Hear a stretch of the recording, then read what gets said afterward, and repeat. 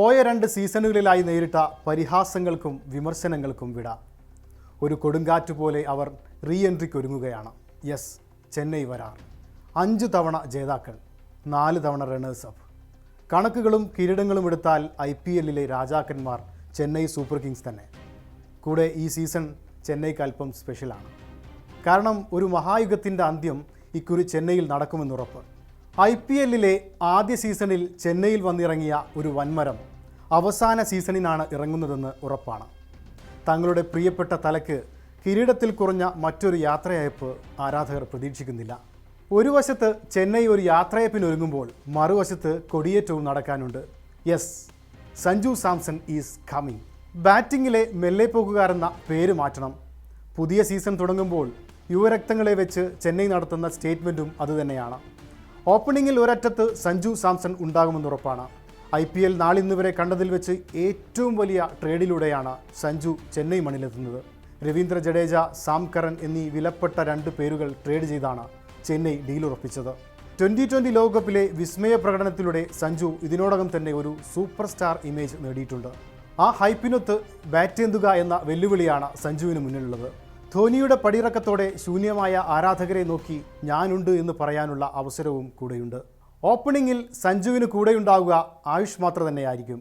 ഇന്ത്യയെ അണ്ടർ-19 ലോക കിരീടം ചൂടിച്ച ക്യാപ്റ്റൻ എന്ന തിളക്കവും ആയുഷ് മാത്രയ്ക്കുണ്ട്.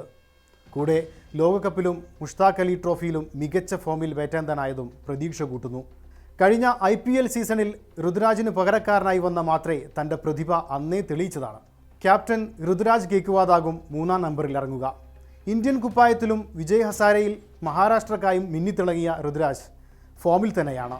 പിന്നീട് 2 ഫയർ ബ്രാൻഡുകളുടെ വരവാണ്. ഒന്ന് ഡവാൾ ബ്രേവിസ്. പോയ സീസണിൽ പകരക്കാരനായി ചെന്നൈയിലെത്തി വരവറിയിച്ച ബ്രേവിസ് അതിനുശേഷം ഒരു സൂപ്പർ സ്റ്റാർ പദവിയിലേക്കാണ് നടന്നെടുത്തത്. മിഡിൽ ഓവറുകളിൽ ബൗളർമാരെ തല്ലിച്ചതക്കാൻ കെൽപ്പുള്ള ആ ദക്ഷിണാഫ്രിക്കക്കാരൻ്റെ ആവനാഴിയിൽ ഷോട്ടുകളും ഇനി ഏറെ ബാക്കിയുണ്ട്. ചെന്നൈയുടെ മിഡിൽ ഓർഡറിൽ മറ്റൊരു കരുത്ത് Shivan ദുബെയാണ്.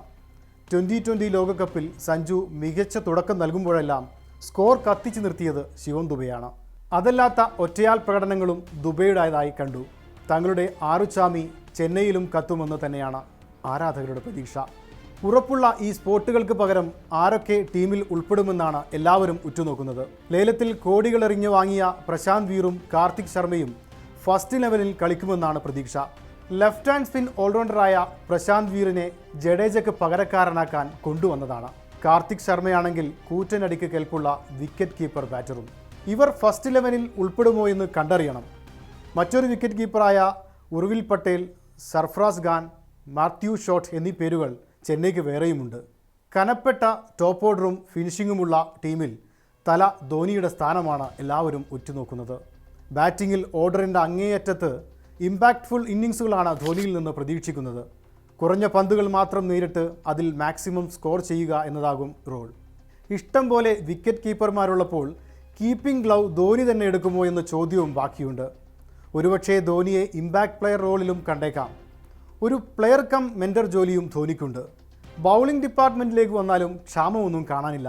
ന്യൂസിലാൻഡിൻ്റെ new bowler Matt Henry, Australian pacer Nathan Ellis എന്നിവരാണ് പ്രീമിയം ബോളർമാർ. മാറ്റ് ഹെൻറി ന്യൂ ബോളിൽ വിക്കറ്റെടുക്കാൻ മിടുക്കനാകുമ്പോൾ നഥാൻ എല്ലിസ് കൺസിസ്റ്റൻ്റായി ഡെത്ത് ഓവറുകൾ എറിയാൻ സാധിക്കുന്നയാളാണ്. ജാമി ഓവർട്ടൺ, സാക് ഫോക്സ് എന്നിവരും ടീമിലുണ്ടെങ്കിലും അവസരം കിട്ടുമോ എന്ന് കണ്ടറിയണം.